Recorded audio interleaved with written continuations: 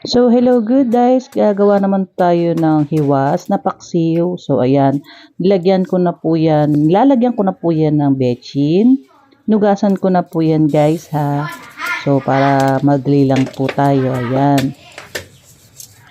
Nilalagyan ko na po siya ng asin. Lagyan natin ng ayan po, luya, syempre, para pampawala na lansa. Ayan.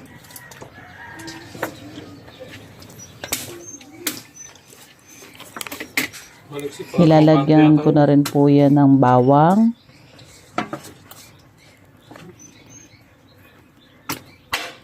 Yan. Para po isang lutuan na lang o isang salangan na lang. Naman, suka. Miguel. Hindi, kung masarap na si mami, sabi ng tatay. Yan.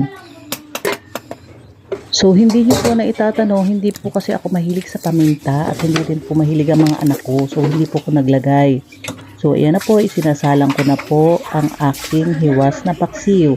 So, thank you for watching.